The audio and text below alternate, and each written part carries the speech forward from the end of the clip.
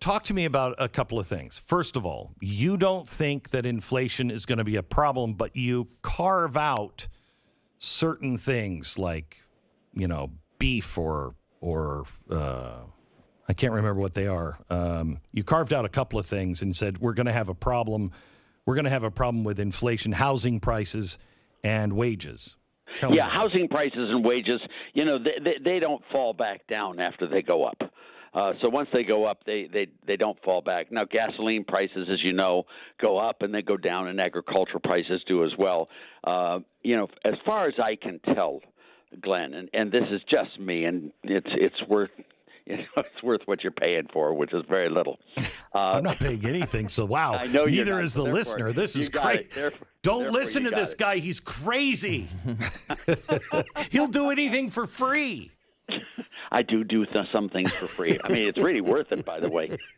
When something's free, it's really expensive. Yeah. Okay. It is. Now, the quickie here is just the way I look at inflation. And now this is inflation, not a step up in prices at one time shot or something like that, is if interest rates go way, way up, that's a clear sign that the markets are expecting more inflation. Interest rates have not gone way, way up. In fact, they haven't gone up at all.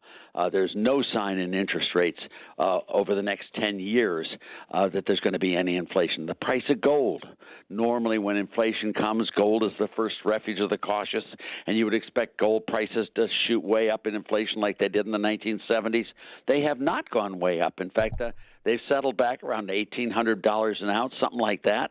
That's not a sign of it. And the other thing, and the last one I look at is the dollar and the foreign exchanges. And when a currency is really weak or devalues, generally speaking, that's followed by very high inflation.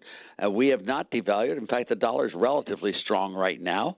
So those are the things I look at. Now, all my friends tell me that their companies, the raw material prices are way up and this, that, and the other. And there's no question that there's been a huge surge in things like lumber prices and others. But I don't see a long-run rate of inflation yet. But that doesn't mean that I'm not watching it really carefully. So how can we print as much money as we have and dump it into the system? Let me just say that we aren't printing the money. What the Fed has done is it's bought $5 trillion worth of government debt, which yields about 50 basis points. In exchange for that $5 trillion worth of government debt, which it bought, it has issued $5 trillion of liabilities to member banks, also paying 50 basis points per year interest on that. So they've borrowed $5 trillion, yielding 50 basis points, and they've lent $5 trillion, paying 50 basis points. To me, I don't see how that causes inflation. Now, what we have done is we've removed all constraints on inflation once it starts, if it starts. But that by itself won't cause inflation. This is not the old days, Glenn, when we devalued the dollar against other currencies or went off the gold standard or all of that when we had the huge hyperinflations. This is a very different monetary system today. And I'm very worried about inflation, but I don't see it yet. Okay, so tell me about the new modern monetary theory that is being kicked around we can just print because it's always of value. Yeah, well, let me say that there's a little hint of truth in what they say, and there's a big mistake in what they say as well. Now, we have historically way overestimated the damage done by deficits and national debt. We've always looked at national debt relative to GDP, which is totally inappropriate. Our national debt to GDP today is about 115%. It's gone way up, and oh my God, they're all jumping across. What you have to do with debt is you have to look at debt compared to wealth, or you have to look at debt service compared to GDP, but you should never compare debt to GDP or any of these others. You should never mix a balance sheet item with an income statement item. If you look at our debt service to GDP, we're about the same level we were in 1980. I mean, in fact, we're a little below that. If you look at debt to wealth, it's gone up. But not so much so that you want to jump out the window and kill yourself. So we have overstated debt. Now, to say that we've overstated means that we don't have any worry about debt. That's silly. Debt is a problem. It's just not nearly the size of the problem we thought it was back, let's say, 20, 30 years ago. Okay, so wait a minute. You have to tell me what's changed. And then also, Art, by the way, how much time do you have with us? I have, for you name it. Okay. So if what has changed then? Let's just start there. What's changed from 20, 30 years ago? Well, we were comparing debt to GDP. And, when you look at debt to GDP, debt is a balance sheet item and GDP is an income statement item. And you can't do that. You've got to compare balance sheet items with balance sheet items or income statement items with income statement items, but not mix the two. Okay, wait. Just talk to me like a homeowner. Okay. If I have an income of $100,000 and I've bought a $4 million house, you could say don't compare the two, but I only have $100,000 to pay for it. And let's say I got it at a 0% or a 2% interest rate. If at some point, if I have an adjustable mortgage, which we do, there's no way in hell I'll ever be able to afford that, ever, just because of interest rates. Let me, if I can, take your example and make it a little simpler, if I could. All right, good. If you're buying a house, what does the bank ask you when you apply for the loan? How much is the house worth in the market, and what is the size of your mortgage? That's a debt to asset comparison. I won't lend any more than 75% of the market value of your house to you in a mortgage. That's one criterion they use. The second criterion they use is, can you afford this with your income? What is your income versus the debt service requirements you have to get for this house? If you're making $50,000 a year and your debt service is $49,000, you're probably in trouble. Mm-hmm. If your income is $100,000, your debt service is $5,000, you're probably okay. So they look at how much your house is worth and your mortgage and how much your income is versus how much you'll have to pay in debt service. But the federal government's income is already this year is going to be $3 trillion in the hole. Our income is not matching what we're spending. But the $3 trillion is the deficit, and it's also the level of debt. Now, when you look at the debt, just the debt to this year, let's say we increase our debt by $5 trillion, and we're paying 0.5% on that debt. That's, what is that? That's 50 billion, 60 billion a year.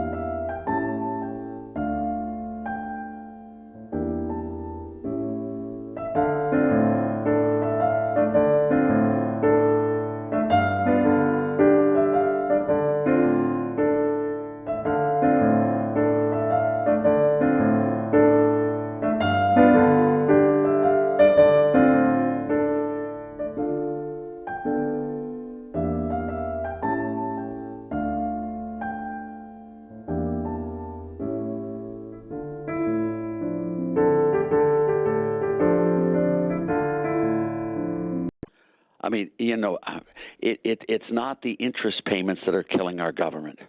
No, but if interest rates do go up to 8%, it'd be crippling. Then we're in trouble. But that's true of any time. When interest rates are low, don't you borrow more than you do when interest rates are high? Sure. Except I don't know how to pay I don't know how to. I mean, when the interest rate, if I have an adjustable mortgage, I do keep it in mind that this is an unbelievably low rate that can't last forever. Well, can I pay for it when it comes up? For a long time. I mean, you go back to 2008 when Benny Bernanke was head of the Fed, and, they lowered interest rates to near zero. And it's been at zero now since 2008, Glenn. I mean, for 13 straight years, we've had interest rates way below where they should be long term. Now, this is not the only time it's ever happened, and I'm not saying it's smart to borrow, and I don't think it's smart for the U.S. to run deficits like we do. I don't. But I'm also not ready to jump off the cliff. We've had periods like from 1941 to 1950, 1960, I think, 1955, something. We had the Accord where interest rates were effectively zero as well. We've had this type of period before. Okay. Now, it scares me, and it scares me a lot. But it's not the death shot yet. Art, tell me about what's happened, there's some fundamental things that are changing in America. And I know that there have been brains a lot smarter than mine that have wondered what happens when we transition to a country where property is something that you rent, not something that you own. And when you start to pay people for doing nothing, how is this all going to work? We are now seeing how at least one part of this is working, and not well. We have people that won't work because the government is paying them to stay at home, and we haven't even seen the effects of what that does psychologically to a society. What we're seeing now is people can't get anybody to go in and work, and so places are closing down, or things are making, that kind of atmosphere makes the things we're all trying to buy even more precious and more expensive because there's nobody there to make them. You're precise. This is the real problem. I mean, I would worry about this far more than I would about debt or debt service at present. When you tax people who work and you pay people who don't work, do not be surprised if a lot of people choose not to work. And every answer this administration does, and other administrations too, it's not just this one, governments in general love to pay people not to work because they think they get to get votes from them.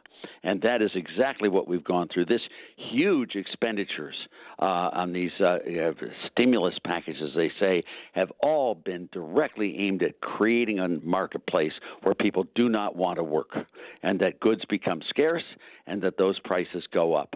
But it's a disaster to both income earners and to people who don't work because once they're out of a job for a while, Glenn, they learn that they lose the skills to do the jobs, and then they become unemployable, and that's a terrible, terrible burden for our society to have to bear. So, Art, there's obviously, this is coming from the administration. We're moving towards a Marxist kind of world.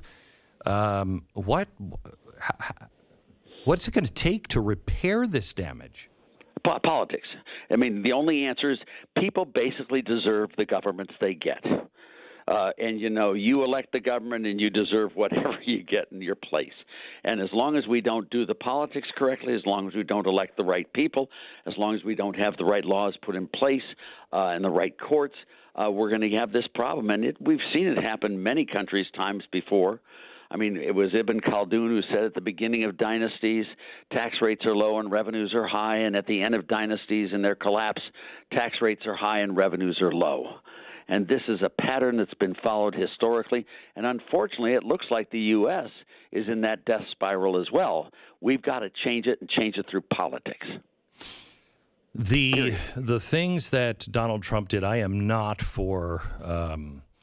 I'm not for tariffs at all. However, his tariff, and I told him personally, his tariff on China, I think was absolutely right.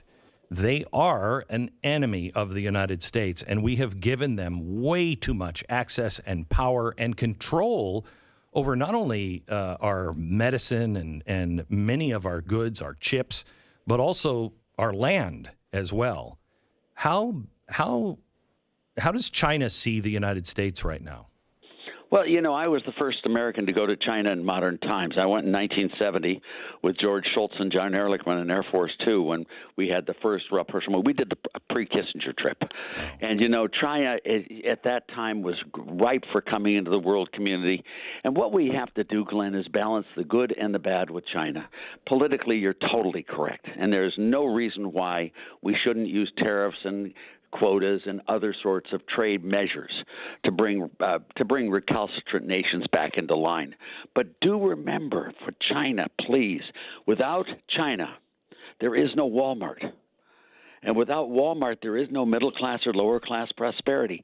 China should be our best trading partner in the world, and we should have all the precautions set in place on trade to make sure that the critical materials with regard to China aren't traded and thereby cost the U.S. politically and militarily. So how do we balance the?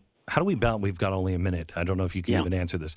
Sure. How do we balance the idea that Nike and others are looking at that market, and so they'll just go with that market because they want that market more than this market.